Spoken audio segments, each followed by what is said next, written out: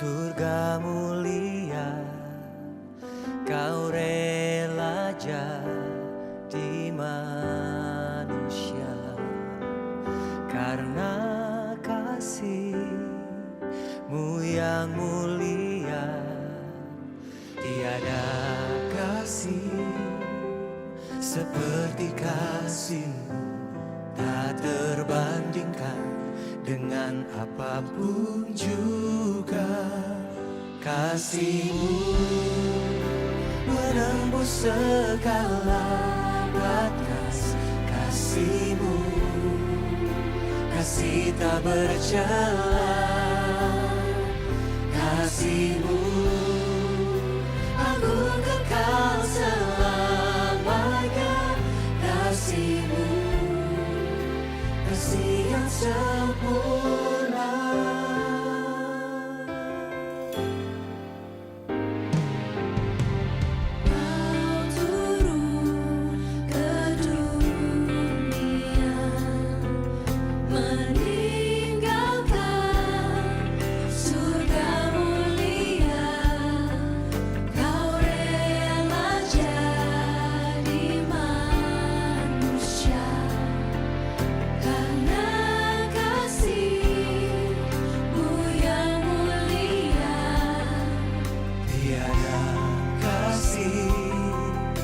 Seperti kasih-Mu, tak terbandingkan dengan apapun juga.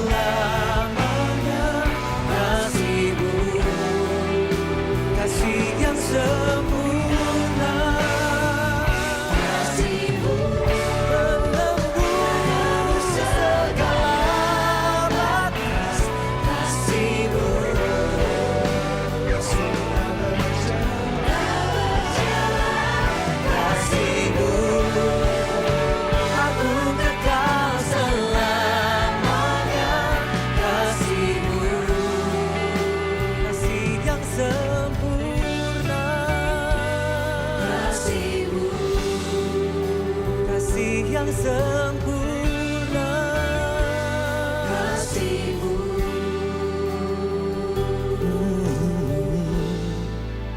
kasih yang sempurna.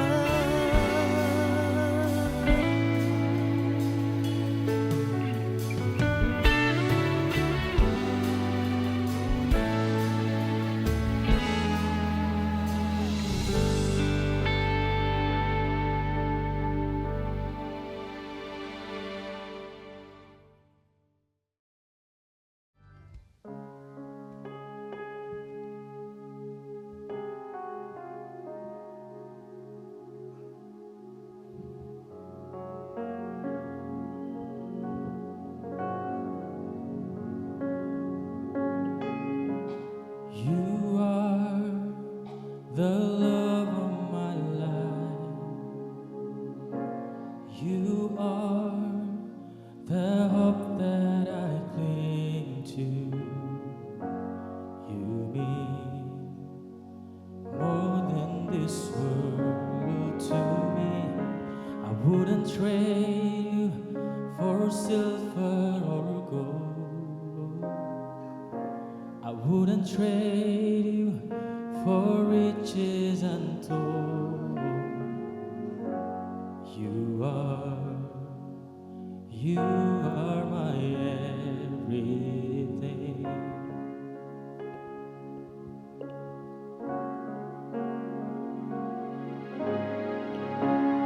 You are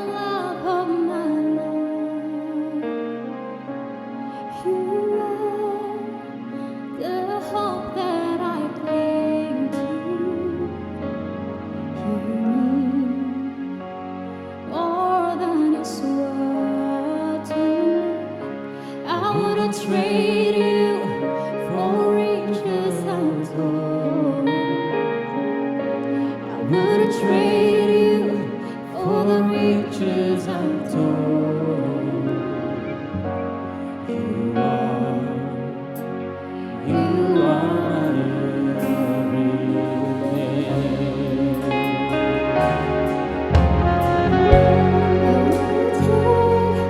One step without you, I could never go.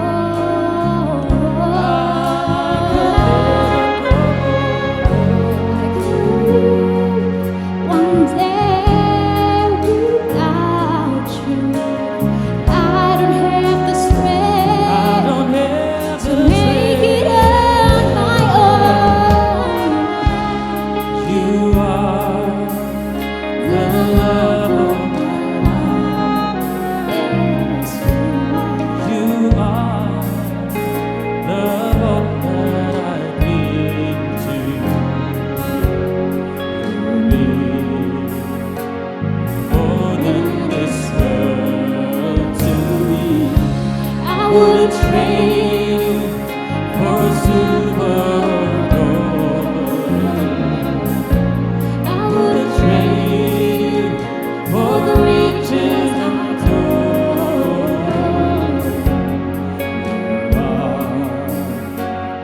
You are my everything.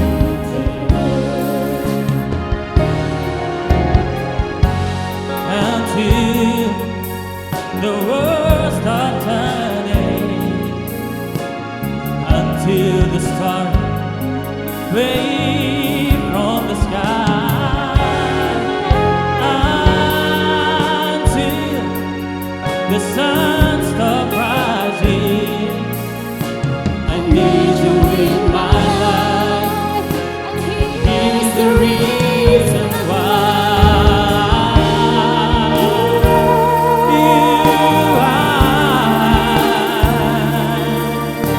My spirit knows the love of my life. You mean everything to me, oh. You're my everything, yeah. Oh, you are the love of my life. You are the rock that I cling to. You mean more than this world to me. I wouldn't trade for silver or gold. I wouldn't trade you for riches untold. Yes, you are. You are my everything.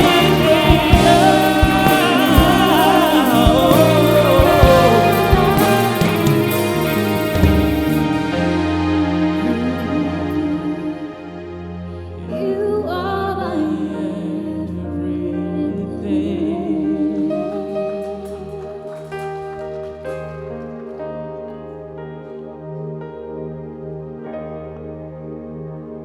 Sekali lagi yang merasakan kebaikan Tuhan boleh sama-sama kasih tepuk tangan yang paling meriah untuk Tuhan kita.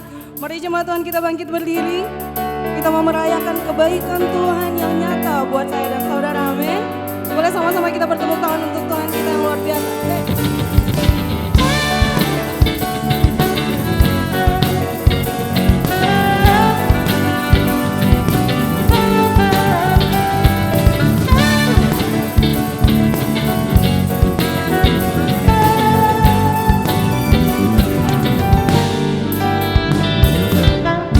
bagaikan air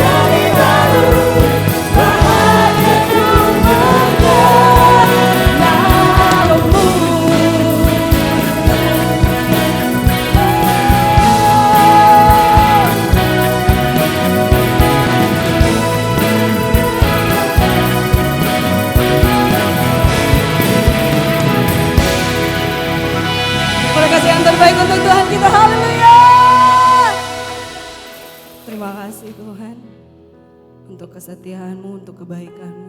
Kalau kami masih ada sampai hari ini, itu semua karena Engkau Tuhan. Dan biarlah kami mau terus menyembah dan memuji-Mu Tuhan.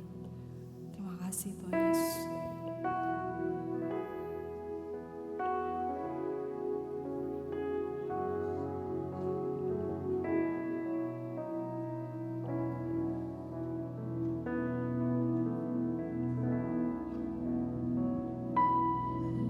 Tuhanku,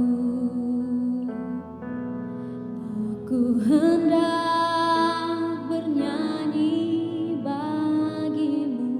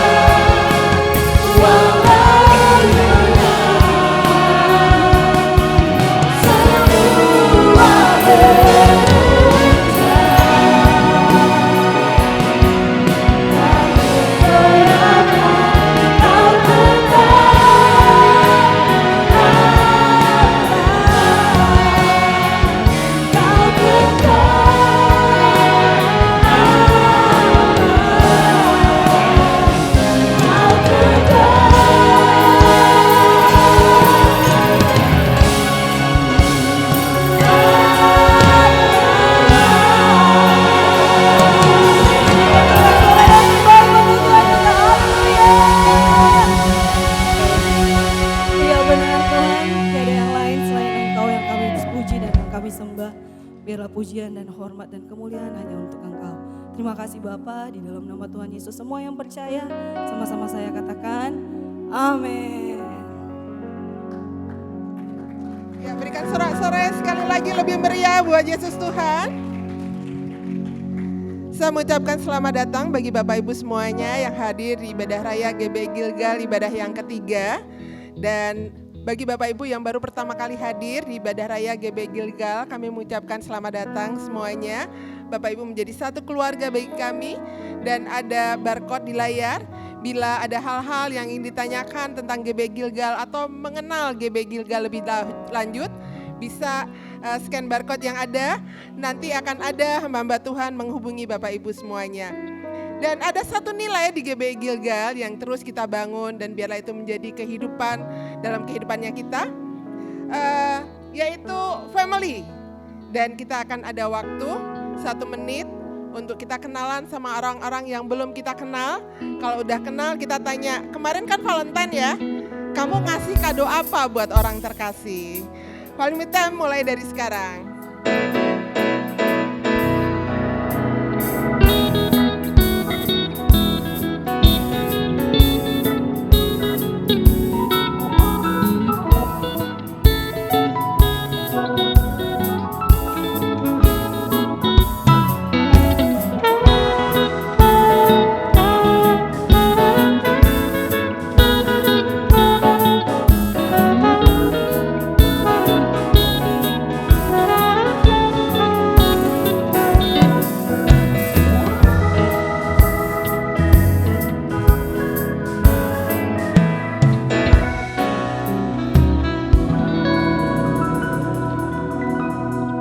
Terima kasih buat kerjasamanya, dan saya akan menyampaikan pengumuman sepanjang minggu berjalan.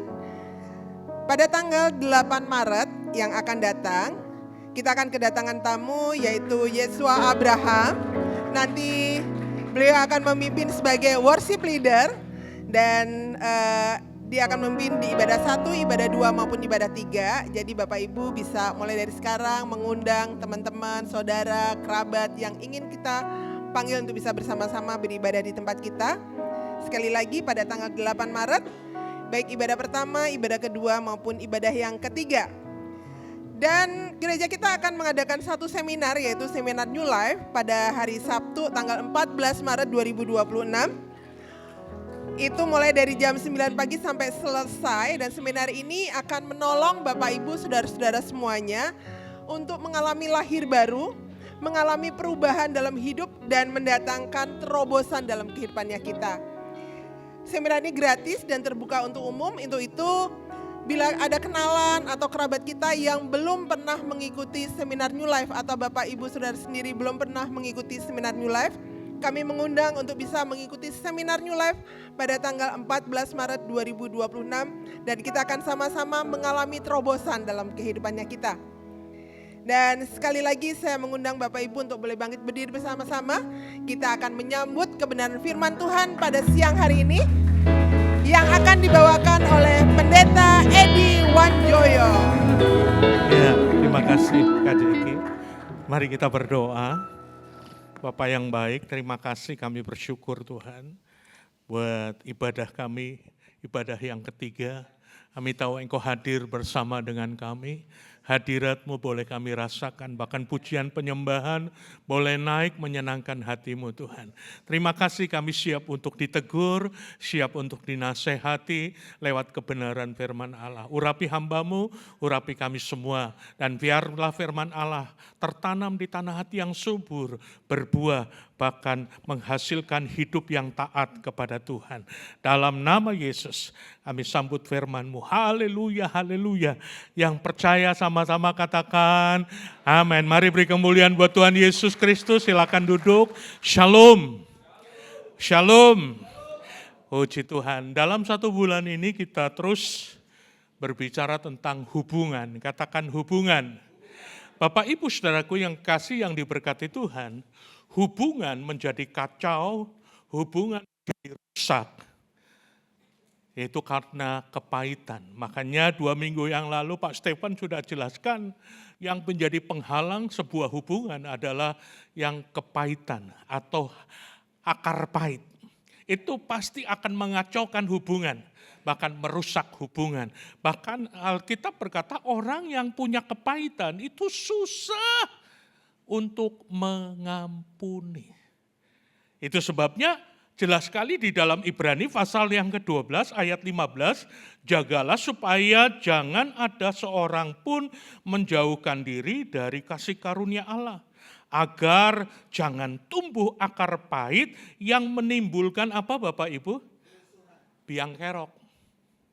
Menimbulkan kerusuhan, bukan saja menimbulkan kerusuhan, tapi menular. Ya, dan mencemarkan banyak orang, menular sehingga terjadilah pasukan sakit hati. Kenapa? Karena hatinya nggak beres, ada akar pahit. Dan kalau ada akar pahit, maka hubungan tidak akan bisa memiliki hubungan yang baik. Nah, itu sebabnya tema khotbah saya hari ini adalah pengampunan penuh. Full forgiveness. Pengampunan penuh. Sebab kalau kita tidak memiliki pengampunan penuh, mustahil kita bisa membangun hubungan kepada sesama kita.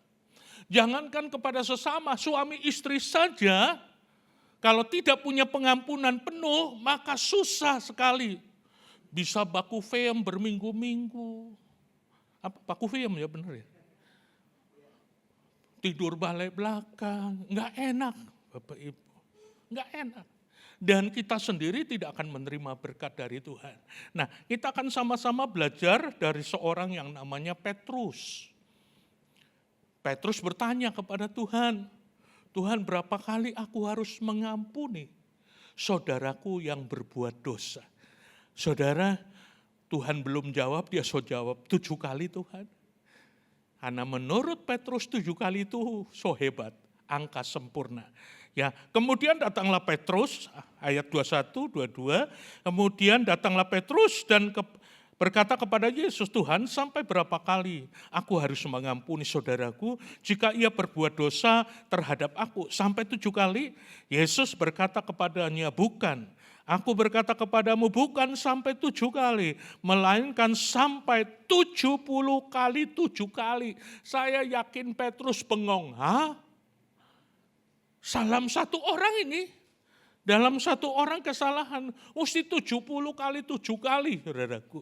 Untuk mengampuni orang yang bersalah kepada kita. Saya yakin Petrus bingung. Kenapa? Karena ukuran Petrus 7 itu so hebat, angka sempurna. Nah, ukuran orang Manado berapa kali? Tadi di ibadah 2 seragam, 3, wow. Kita kadang-kala cuma ukurannya 3, so 3 kali ngana bikin dosa Pak kita. So 3 kali ngana tipu-tipu Pak kita. So 3, cuma 3. Petrus tambah 4 jadi 7. Dia pikir itu so klimaks. So hebat. Tapi betapa kagetnya Petrus, Tuhan berkata, bukan 7 kali Petrus. 70 kali 7 kali. Dalam kesalahan satu orang. Kenapa Bapak Ibu? Karena pengampunan harus menjadi gaya hidup. Katakan gaya hidup. Iya, gaya hidup kita sehari-hari, di tempat kerja, di rumah tangga, dimanapun kita berada. Pengampunan menjadi gaya hidup. Nah, saudaraku, Alkitab tadi katakan bahwa standar kita mengampuni adalah karena kasih Allah. Ya, tadi Petrus memberikan standar 7 kali, tapi sebetulnya, tetapi kita orang percaya dasar dari pengampunan adalah kasih Allah. Nah, Bapak Ibu, saya katakan tadi ada banyak orang yang mungkin berkata, Pak mungkin salah toh, masa 70 kali 7 kali mana ada orang mampu. Berarti perintah Tuhan salah dong. Nggak mungkin perintah Tuhan salah. Saya aja pendeta, saya seorang bapak, nggak mungkin memerintahkan anak saya yang tidak bisa dilakukan oleh anak saya, betul nggak?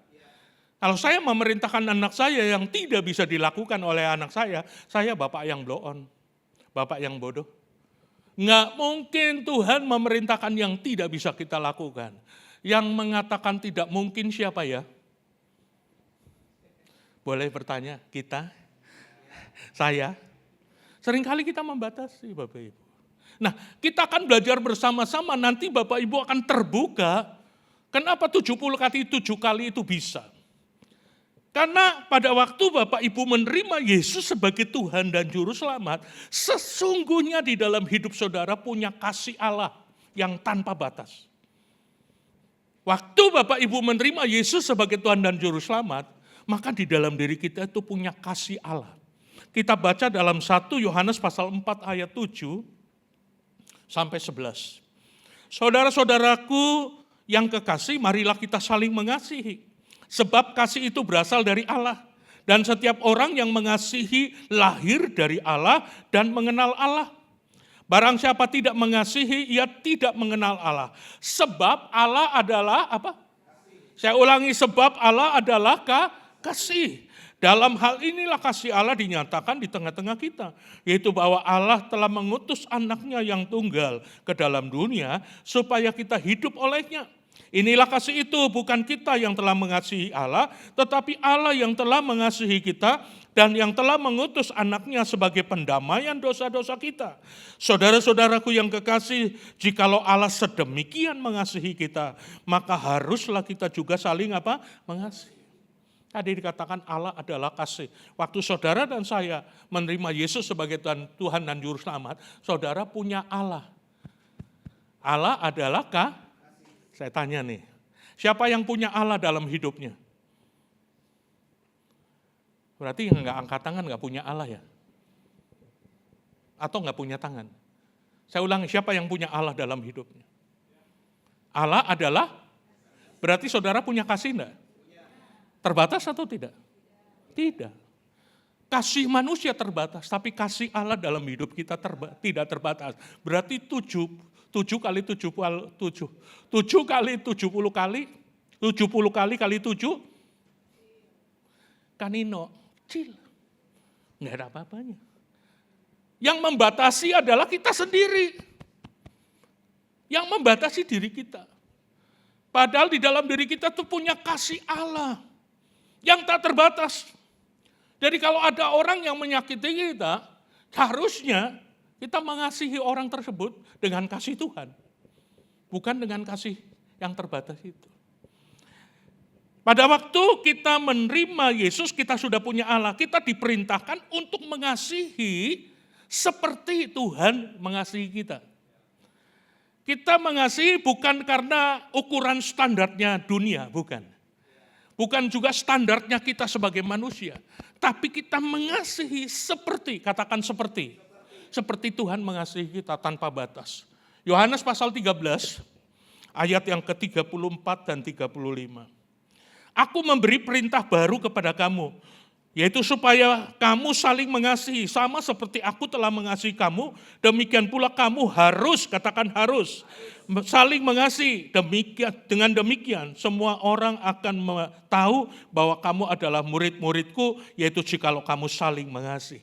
Jadi kita mengasihi karena Allah mengasihi kita. Dan kita harus mengasihi seperti Tuhan mengasihi kita. Amin Bapak Ibu. Itulah kasih yang daripada Tuhan. Kasih. Kalau kita mengasihi seseorang dengan kasih kita yang terbatas, sulit banget. Sulit banget. Kenapa? Karena kita manusia yang terbatas. Tapi kita sudah punya kasih Allah yang tanpa batas di dalam diri kita. Berarti mengasihi itu sama dengan menyalurkan kasih Allah dengan keputusan. Sesuai dengan kebenaran firman Tuhan, bukan dengan perasaan. Bapak Ibu kalau mengasihi pakai perasaan, perasaan lagi luka. Manggut-manggut ya. Bisa atau tidak? Sulit. Bukan cuma sulit, nggak bisa. Kalau perasaan kita lagi luka untuk mengasihi seseorang, sampai ayam tumbuh gigi saudara tidak akan bisa menyalurkan. Makanya mengasihi atau mengampuni dengan keputusan karena saudara mau melakukan bukan dengan perasaan. Percaya Bapak Ibu, kalau dengan perasaan saudara sampai tak putar-putar tidak akan bisa mengampuni. Tapi engkau mengampuni dengan keputusan karena saya mau melakukan sekalipun di sini Pak Edi kok belum pernah ngalami, siapa bilang? So lewat itu banyak Bapak Ibu. Sesama pendeta menyakiti so sering. Ya, banyak saudaraku. Hal-hal yang menyakitkan. Nah kita belajar menyalurkan kasih Allah dengan keputusan. Kalau dengan perasaan saya tidak akan bisa mengampuni orang tersebut. Saya jujur Bapak Ibu, saya pernah mau mengampuni seorang pendeta. So di depan pintu rumahnya, tinggal ketuk pintu. Tapi di depan pintu rumahnya saya balik lagi. Nggak jadi. Kenapa? Karena saya mengampuni cuma pakai perasaan. Nggak akan bisa Bapak Ibu. Sampai di depan pintunya saja masih sakit. Apalagi kalau lihat orangnya enak. Pasti saya tiba. Tapi besoknya saya menangis di hadapan Tuhan pagi-pagi. Berdoa, Tuhan, berikan aku kekuatan. Roh Kudus bicara gini, engkau banyak khotbah tentang kasih, sekarang waktunya praktek tentang kasih. Halo. Besoknya saudara saya ketuk pintunya, Shalom. Dia kaget lihat saya saudaraku. Wah. Tapi saya belum ngomong, dia lebih dulu ngomong, Pak Edi saya minta maaf. Saya yang salah. Dia peluk saya bilang, bro lupakan. Saudara penting sekali bertindak untuk melepaskan pengampunan. Saudara demikian mengasihi, menyalurkan kasih Allah dengan keputusan. Hati yang mengasihi sama dengan hati yang mengampuni. Kalau saudara berkata mengasihi tapi tidak bisa mengampuni, bohong itu. Karena hati yang mengampuni, hati yang mengasihi sama dengan hati yang mengampuni. Mari kita buka di dalam 1 Korintus 13 ayat 5 bagian B. Ya. Ia tidak pemarah dan tidak apa saudara? Menyimpan kesalahan orang lain. Tidak pemarah, boleh marah enggak? Boleh. Tapi jangan jadi pemarah. Kalau orang pemarah itu berarti dia menyimpan kesalahan orang lain. Makanya dia marah. Tapi kalau kita marah, hanya sekedar marah karena mereka menghina kita, mungkin marah. Tapi jangan jadi pemarah, Bapak Ibu. Dan jangan menyimpan kesalahan orang lain. Nah, kesalahan orang lain yang kita simpan itu bukan kasih. Karena kasih tidak menyimpan.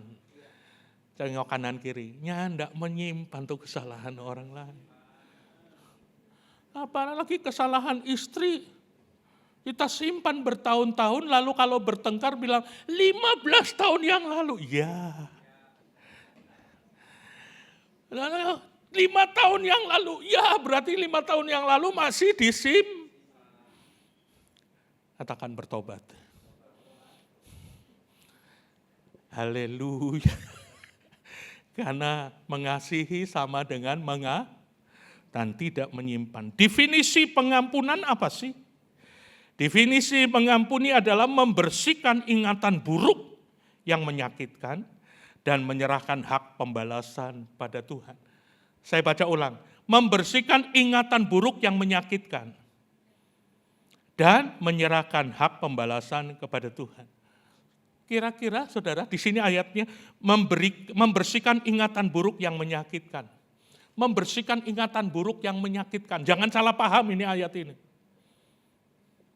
Apa? Bisa kita melupakan? Halo. Peristiwanya memang tidak mungkin saya umur 9 tahun diikat di bawah pohon mangga. Sampai sekarang masih ingat, saya udah umur 66 masih ingat. Peristiwanya tidak lupa, tapi yang menyakitkannya yang kita lupa. Makanya definisinya bilang begini, membersihkan ingatan buruk yang. Jadi kalau saudara ketemu orangnya masih toeng, masih takuti, berarti belum mengampuni. Halo? Tapi kalau kita membersihkan ingatan buruknya, peristiwanya enggak lupa. Dia menyakiti kita, dia jual kita seperti rica tomat. Enggak akan lupa. Tapi yang menyakitkannya itu kita lupakan. Sehingga ketemu orangnya bisa shalom. Puji Tuhan, apa kabar? Bukan munafik. Saya sampai detik hari ini orang yang fitnah saya, yang macam-macam, ketemu saya tetap say hello, saya peluk dia. Bahkan saya pernah jemput di bandara. Wow, membersihkan ingatan buruk yang menyakitkan dan menyerahkan hak pembalasan kepada, oh iya kita nggak pernah membalas Pak Edi, cuma kita berdoa supaya tak tabrak oto. Kita berdoa Pak supaya usahanya tidak diberkati, itu sama dengan cuma membalasnya lewat doa. Tapi doa yang begini tidak akan pernah dijawab, karena doa orang baru dijawab Tuhan. Kalau doa yang begini Tuhan bilang, aduh kepahitan, ada sampah di hatimu. Doamu tidak akan pernah dijawab. Saya akan masuk pada bagian berikut, cara yang terbaik untuk mengampuni sesuai dengan firman Tuhan. Cara yang terbaik untuk mengampuni sesuai dengan firman Tuhan. Siapa yang ingin punya karakter yang baik dalam hidupnya? Boleh angkat tangannya? Oh, semua mau. Tapi kalau saudara ingin punya karakter yang baik, masuk sekolah. Namanya sekolah sakit hati. Jurusan tidak boleh membalas. Jadi kalau saudara mau memiliki karakter yang baik, doanya begini, Tuhan tambah kita sakit hati. Loh iya benar nih. Waktu engkau disakiti responmu bagaimana, itu membuktikan karaktermu yang bagaimana. Betul Bapak Ibu? Yuk kita baca ayatnya. Mazmur 119 ayat 71-72. Bahwa aku tertindas itu baik bagiku. Saudara disakiti, tertindas enggak? Saudara dijual lebih murah rica tomat. Waduh, sakitnya di sini kong tambah asap di ubun-ubun. Saudaraku. Waktu saya difitnah, waduh, mendidih di hati. Bukan karena Roh Kudus, tapi benar-benar panas hati saya. Sampai saya niat mau balas orang tersebut. Bapak Ibu, ini saya udah alami kok. Bapak Ibu. Bahwa aku tertindas itu baik supaya aku sekolah. Supaya aku belajar berarti sekolah. Supaya aku belajar ketetapan-ketetapanmu, Tauratmu. Taurat yang kau sampaikan adalah baik bagiku. Lebih daripada ribuan keping emas dan perak. Jadi sekolah karakter yang baik adalah masuk sekolah sakit hati. Jurusan tidak boleh membalas. Amin, saudara. Jadi waktu engkau disakiti, doanya minang, Tuhan, aku sedang sekolah. Aku biar aku lulus dari sekolah karakter. Tapi kalau saudara cuma ngana yang boleh, pembalasan lebih kejam dari apa? Berarti engkau tidak lulus dalam karakter. Nyanyinya ku mau sepertimu. Waktu Yesus disakiti, sepatah kata pun tidak membalas. Bahkan di atas kayu salib berkata, Bapa, ampunilah mereka sebab mereka tidak tahu. Lalu kita nyanyi, ku mau sepertimu Yesus, tapi balas. Nggak ada gunanya. Apa yang seperti Yesus, hidungnya? Oh, hidungnya Pak Edi, hidung gora. Yesus hidung mancung. Tingginya, apalagi saya semeter saja enggak sampai. Katanya. Yesus tinggi. Tapi karakternya adalah karakter mau sepertimu Yesus. Sekolah karakter adalah waktu engkau sakit hati. Apakah ujianmu lulus dalam karakter ilahi? Yang kedua, orang yang menyakiti kita adalah alatnya Tuhan. Boleh ditengking atau tidak? Jujur saja waktu engkau disakiti oleh seseorang, engkau tolak. Aku tolak proses dari si Anton. Pumpung Antonnya enggak ada. Aku tolak proses yang datangnya dari Anton. Dalam nama Yesus. Anton sedang dipakai untuk alatnya Tuhan. Memproses saudara dan saya supaya saudara lebih tajam. Karena Alkitab menulis besi menajamkan besi, manusia menajamkan apa? Amsal 27 ayatnya. besi menajamkan besi. Manusia menajamkan sesama. Nggak mungkin kita ditajamkan oleh bokeh. Ada orang bilang begini, ini orang ngomong sama saya, Pak Edi, kita kalau dikobong sabar. Saya tertawa. Dikobong ada apa, Pak? Ada bokeh 5 ekor. Kebun milu, ada juga telaga, ada mujair. Ya enggak mungkin lah mujair memproses Bapak. Nggak mungkin milu yang memproses Bapak sesama manusia. Makanya dia bilang kita kalau di rumah darah tinggi. Halo. Yang memproses Bapak Ibu siapa? Kadangkala orang yang di samping saudara. Yang kadangkala tetanggamu yang dekat, sahabatmu. Raja Daud pernah diproses oleh anaknya sendiri, namanya siapa? Absalom. Sampai dia berkata begini, kalau yang memproses aku orang di luar sana, aku tidak akan lebih sakit. Tapi yang memproses aku anakku sendiri. Betapa sakitnya tuh hati. Saudara dengar baik-baik. Tapi apakah saudara dan saya, karena mengalami proses, besi menajamkan besi, manusia menajamkan manusia, lalu kita tidak bisa mengampuni, tidak. Kalau engkau sedang diproses oleh sesamamu, engkau harus ingat bahwa manusia menajamkan sesamanya. Jadi doanya begini, Tuhan terima kasih, kita suami ganteng, tapi dia sedang mempertajam aku, Tuhan. Berikan aku kekuatan. Tuhan, istriku cantik, tapi dia sedang memproses aku, menajamkan aku, supaya aku lebih tajam lagi. Jangan nunggu orang lain memproses saudara. Halo? Coba tengok kanan kirimu. Terima kasih sayang. Buat proses yang membuat aku lebih tajam. Haleluya. Kadang-kala anak kita yang memproses kita. Amin Bapak Ibu. Jadi ingat kalau kita sedang diproses oleh sesama kita, itu alatnya Tuhan. Maka doanya berkata Tuhan pakai dia supaya dia menajamkan aku lebih lagi Tuhan. Jangan ditengking. Amin. Yang ketiga, orang yang menyakiti kita, Tuhan akan membalas orang yang menyakiti kita kalau kita tidak membalas. Saudara dengar baik-baik, saya melayani Tuhan sudah 37 tahun. Saya banyak melihat orang yang membalas justru menghadapi Tuhan sendiri.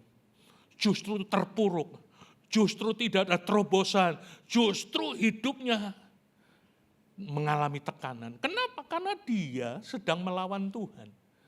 Pembalasan haknya siapa? Lalu kalau kita membalas, kita merampas haknya siapa? Itu saja pertanyaannya.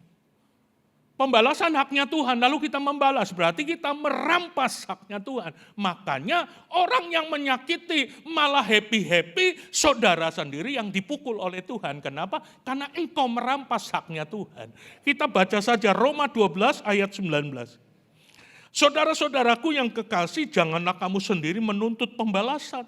Tetapi berilah tempat kepada murka Allah, sebab ada tertulis pembalasan itu adalah hakku, akulah yang akan menuntut pembalasan, firman Tuhan. Tetapi jika seterumu lapar, berilah dia tinutuan. Jika ia haus, berilah dia minum. Dengan berbuat demikian, kamu akan menumpukan bara api di atas kepalanya. Wow. Bapak Ibu, kalau kita membalas, kita bukan saja Tuhan tidak bekerja buat kita, tapi justru Tuhan menekan saudara karena engkau merampas haknya Tuhan. Saya pernah hampir membalas Bapak Ibu. Saya sudah beli tiket di Pola Pelita Express. Untuk berangkat, waktu itu masih ada Burak. Dan saya kembalikan tiketnya pada hari H. Walaupun saya kehilangan hampir setengah. Tapi saya lega hati saya. Saya tidak jadi berangkat untuk membalas. Dan saya punya kartu untuk membalas orang tersebut. Saya punya kartu trup istilahnya untuk bisa membalas. Dan saya membalas kacau balau rumah tangganya. Tapi Tuhan tolong saya sehingga saya tidak membalas. Bahkan saya mendoakan orang tersebut. Ini penting sekali. Karena pembalasan adalah haknya. Nah itu tadi ada orang berkata, Pak, saya tidak membalas Pak. Cuma saya berdoa supaya usahanya bangkrut. Itu sama dengan membalas. Kalau engkau mendoakan supaya orang itu dikutuk Tuhan, engkau sedang membalas Bapak. Karena pembalasan adalah hak Tuhan. Yang keempat, yang terakhir. Balaslah kejahatan dengan apa? Ini karena ini ibadah terakhir ya. Ibadah ketiga. Saya pakai ilustrasi dan ini ilustrasinya kisah nyata. Ada 2 tetangga di Jakarta itu. Hidup di perumahan. Biasa kalau di tetangga di perumahan itu lu gue. Enggak pernah kenal. Nah kebetulan yang satu orang Jakarta, keluarga orang Betawi betul, yang satu keluarga orang Manado. Nah keluarga orang Manado punya anjing 3 yang berkeliaran di halaman. Nah yang satu orang Jakarta ini punya taman kecil, anggrek, tanaman anggrek.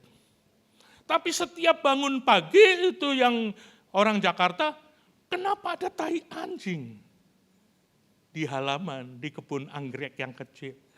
Kira-kira dari mana ya? Dari orang Manado yang piara anjing, itu rencana buang tai anjing ke rumah tetangga. Ibu yang punya kebun anggreknya berkata, kurang ajar ini, tetangga kurang ajar. Lalu dia bilang begini, saya mau pergi ke rumahnya, kita mau labrak itu ibu. Suaminya bilang begini, Ma, jangan, kita anak Tuhan. Di sebelah juga orang percaya, jangan bikin malu. Habis itu tai anjingnya banyak sekali kita nggak. Begini saja, Mama mau tetangga tidak lagi buang tai anjing? Mau. Caranya gampang. Bikin balapis 2 loyang. Apa urusannya balapis dengan tai anjing? Tapi suaminya berkata, bikinlah balapis 2 loyang. Nanti ikuti saja saran papa. Benar, udah bikin balapis 2 loyang. Mama sekarang berikan balapis itu kepada tetangga. Tadinya mau suruhan inem-nem. Enggak, Ma. Istri suaminya bilang, jangan Mama. Mama sendiri yang harus bawa. Kalau Mama enggak mampu, saya temani. Papa temani. Maka ibu ini terpaksa bawa balapis 2 loyang, ditemani oleh istri. Shalom. Yang buka, ibu yang buang tai anjing itu. Shalom. Wih, ibu itu kaget. Tapi justru ibu ini kami lagi bikin kue lapis, tolong diterima ya Bu. Gitu. Lalu pulang.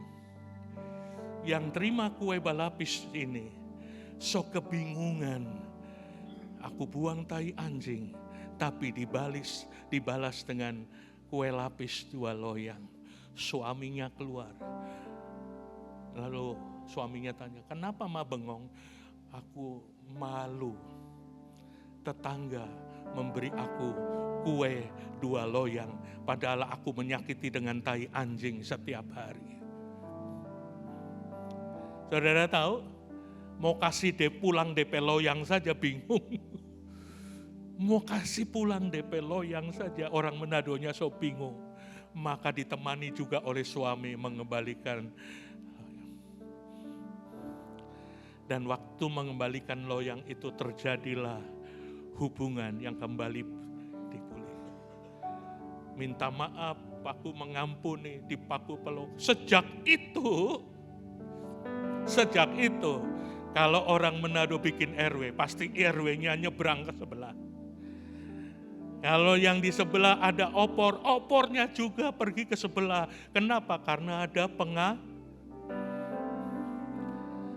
Kita baca ayat yang terakhir. Peringatan bagi kita. Waktu kita tidak mengampuni, maka kita sedang berurusan dengan Tuhan.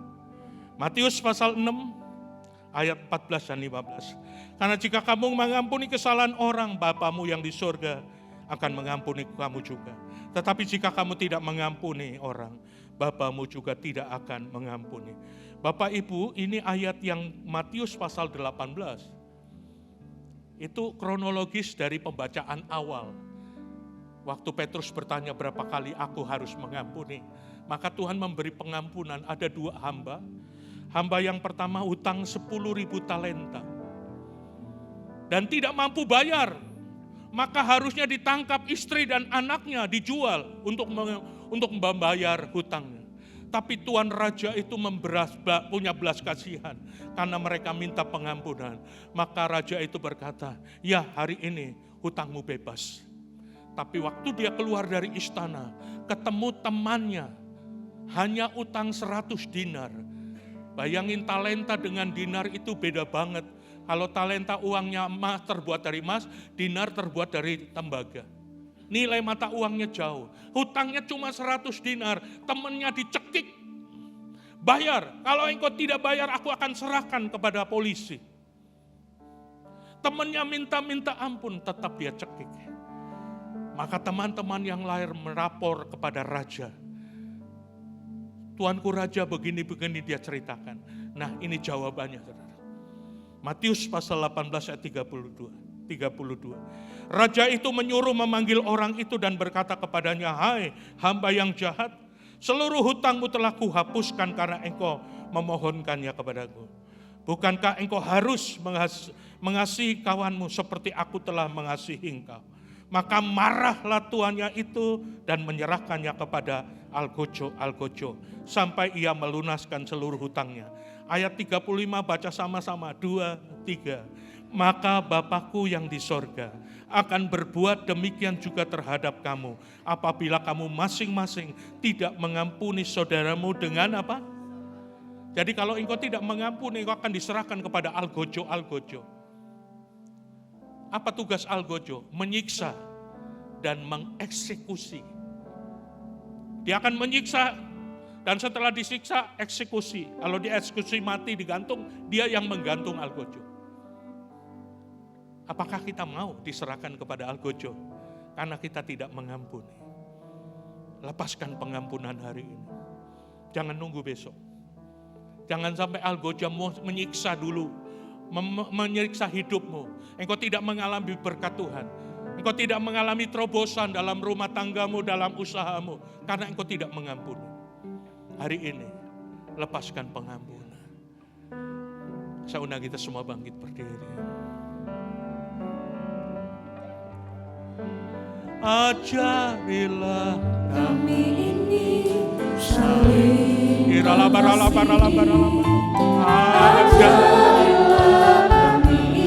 lepaskan pengampunan, buang kepahitan sakit hati. Kasih-Mu ya Tuhan, kasih-Mu terusnya. Ajarilah kami Tuhan. Rasakan adalah kuasa Tuhan. Ada kasih Allah yang memulihkan kita. Kasih Allah yang tak terbatas. Ajarilah kasih-Mu ya Tuhan, kasih-Mu kudus tiada. Mari taruh tangan kananmu di dada. Ambil komitmen untuk mampu melepaskan pengampunan.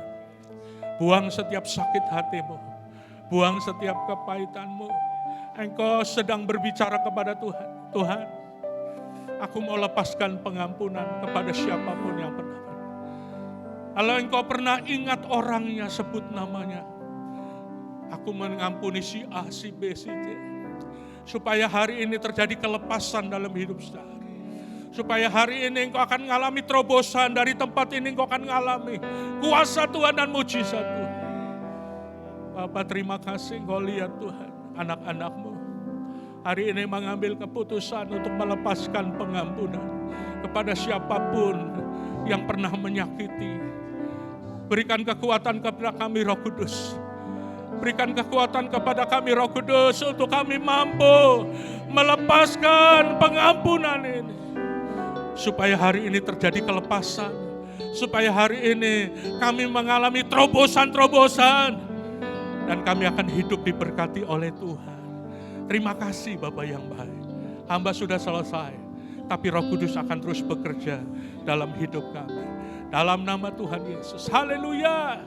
Yang sudah mengampuni sama-sama katakan amin. Mari beri kemuliaan buat Tuhan.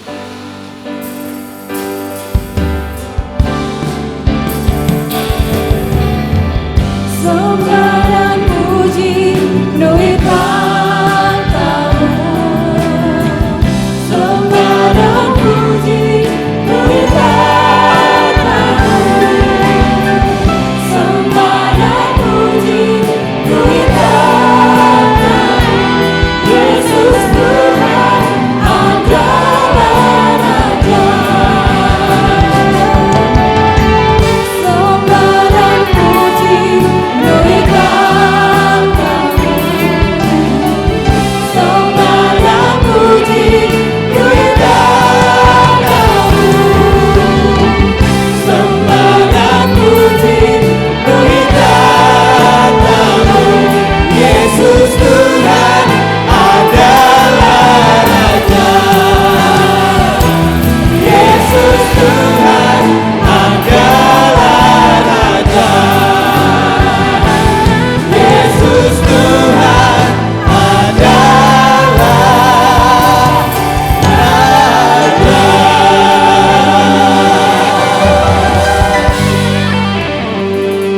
Terima kasih Tuhan, hamba percaya tidak ada satupun yang tidak dilawat Tuhan.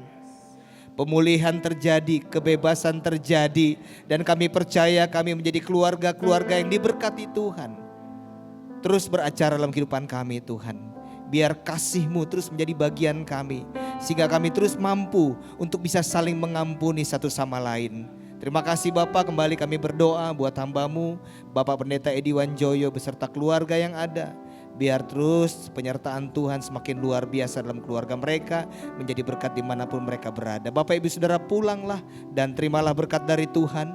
Diberkatilah keluargamu, diberkatilah pekerjaan dan usahamu, diberkatilah pelayananmu, diberkatilah segala sesuatu yang dikerjakan sesuai kehendak Tuhan, dan percayalah pasti dibuatnya berhasil.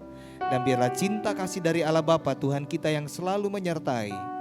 Dengan perantaran kuat kuasa Roh Kudus, Dia akan selalu menghibur, menolong, bahkan membela Bapak Ibu Saudara siang hari ini, sampai Yesus datang kali yang kedua menjemput kita semua. Yang percaya sama-sama katakan amin. Selamat hari Minggu, happy Sunday. Tuhan Yesus memberkati.